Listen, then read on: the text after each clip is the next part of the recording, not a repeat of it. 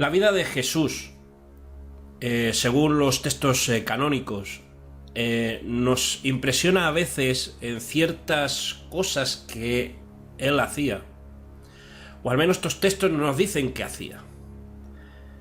Pero parece ser que son más creíbles, y digo parece ser porque esa es al menos las noticias que surgen en internet, y no solamente en internet, en cualquier libro, cualquier librería, de las cosas paranormales. Algunos la llaman así porque de verdad que son anormales dentro de lo que puede ser un ser humano normal y corriente, con connotaciones más que divinas. Y entre ellas está la transfiguración. Esto lo digo porque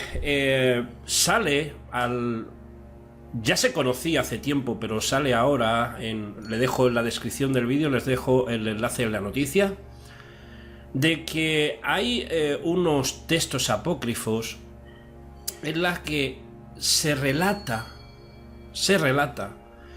que Jesús podía cambiar de forma. Esto en sí no es no es una noticia muy que da a que podamos decir que Jesús, bueno, pues era un extraterrestre con la capacidad de cambiar de forma. Esto ya se veía en los textos. En Mateo y en Lucas se relata el monte de la transfiguración. Esto ya se relata en los textos canónicos normales y corrientes, en la que parece ser que hubo un cambio de forma de el propio Jesús. No solamente de la forma física, sino también de sus vestiduras, y con una connotación un poco, vamos a llamar, trascendental divina. Porque de la misma forma que la mitología y muchos dioses o al menos las historias de los dioses de la mitología griega, la egipcia, los dioses tomaban forma, se metamorfoseaban en forma de animales. Esto era una práctica, o al menos dentro de lo que eran las leyendas y los mitos y las historias de los dioses o semidioses. Pero la historia no está ahí. La historia es que en Nueva York ya en una de las hay una galería en la que se están exponiendo estos textos que fueron encontrados ahí por 1911 y en un monasterio del antiguo Egipto, en un monasterio que llevaba desde el siglo X sin uso. Se encontraron estos textos dentro de estos y ahora se está revelando lo que en ellos hay. Aparecen varias historias. Una de ellas es habla de la capacidad que tenía Jesús de cambiar de forma. Podía cambiar de estado, en el sentido de ser visible y no ser visible. Eso también lo habla los textos canónicos en los evangelios, en los que Jesús era teleportado de un sitio a otro, era llevado en el espíritu a un sitio a otro, que esto ya lo hemos hablado en este canal muchas veces, y esa capacidad de hacer esos milagros extraordinarios, no solamente de sanidad, que parece ser que era lo único que muchas iglesias se está centrando, sino la capacidad de transformar el aire en comida, transformar o multiplicar la materia. Y esto era digno de los dioses antiguos, era lo mismo, o sea, hacía exactamente igual. Pero la historia está en que en estos textos, me centro en ellos, aparece que Jesús podía cambiar de forma, de edad, de color. Podía ser moreno, rubio, dependiendo de la zona, dependiendo de la capacidad en la que tenía que hablar a la gente. Esto estoy hablando no en los canónicos, sino en este texto exactamente que ahora mismo se está poniendo pues eso, estará en boca y dentro de nada pues se empezará a escuchar y a hablar como otro texto apócrifo más de los que yo, más que hacer dudar a los textos canónicos, refuerzan los textos canónicos. Bueno, otra es la figura de Pilatos, del emperador, el regidor en ese momento de las provincias, y en la que hay una historia, sobre todo son los últimos momentos, las últimas horas antes de la crucifixión.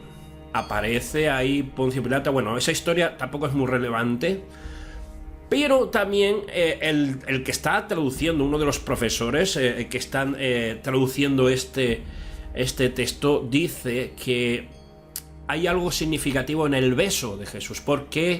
En el beso de Judas Iscariote, el que traicionó a Jesús. ¿Por qué le tuvo que identificar con un beso?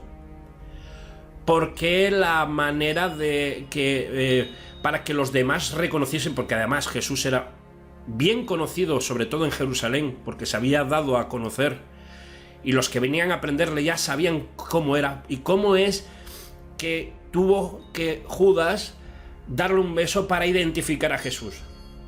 Dice que era esto, de la capacidad de cambiar de forma de Jesús. Esto refuerza quizás otro texto canónico en el relato del camino de Emaús. Esos dos apóstoles, después de la muerte de Jesús, estos dos apóstoles iban a Emaús y se les presentó Jesús, aunque ellos no le conocieron. Después de haber estado 3 años con él, ¿cómo es que no lo reconocieron? Claro, después de resucitado, ellos creían que estaba muerto. Podía ser un cambio de forma también, porque cuando uno habla de resurrección, habla de resurrección del cuerpo. Por eso la transformación a otro semblante sería cuestionable. Pero estos no le conocieron, sino que le conocieron a la hora de partir el pan. Esto es algo que a mí me llevó mucho tiempo de no entender por qué no, habiendo estado 3 años con él, no conocieron su rostro. Nada más que lo conocieron y supieron que era él, la forma en que bendijo y partió el pan en la posada que pararon para comer. Bueno, esto se va a hablar. La transfiguración, cómo Jesús podía cambiar de forma. Bueno, pues posible. Nadie puede decir que no, ni que sí. No estuvimos allí para verlo, pero los textos canónicos y los textos apócrifos que están saliendo posiblemente, y hablo posiblemente, indicase de que Jesús sí podía hacer esto. Claro, ahora está la gente que dice que no, Jesús no existió, pero históricamente, y lo sabemos por historiadores y bien reconocidos como Antonio Piñeiro, que sí afirma que Jesús fue un personaje histórico. Así que, hablando de él, hablando de Jesús, podemos hablar de que posiblemente quizás fueron historias para no dormir, o historias para reforzar quizás una divinidad, pero que Jesús existió y que posiblemente hizo todo eso que hizo. Bueno, ahí cada uno que exponga su propia creencia, pero yo lo que veo en estos textos, en los apócrifos que van saliendo, siempre refuerzan, más que echar a tierra, refuerzan los textos canónicos, que por cierto tendríamos que hacer una revisión de las escrituras, porque aquellos que saben un poco de Biblia saben, y sobre todo la Biblia canónica, saben que en el siglo XV, siglo XVI fue cuando terminó de componerse los libros canónicos que tenemos hoy en día. Aún así hay muchas diferencias, porque daros cuenta que este texto apócrifo viene del egipcio, al menos la lengua copta egipcia. Y sabemos que la Biblia copta egipcia, de la iglesia copta egipcia, hoy en día tiene libros en su canon, como por ejemplo el libro de Enoc. Así que bueno, de ahí podemos deducir, creo yo, que más que echar a tierra libros canónicos, es volver a reforzar aquello que desecharon. Sobre todo desecharon aquellos que compusieron la Biblia a su manera y a su forma de ver la historia y la divinidad. Espero que les haya gustado, un abrazo y hasta luego, chao. Gracias por ver este vídeo. Si te ha gustado, dale pulgar arriba. Si no quieres perderte más vídeos como este, suscríbete. Puedes seguirme en mis redes sociales, tanto en Facebook como en Twitter. Bienvenidos a Misterios al Descubierto. Les deseo lo mejor.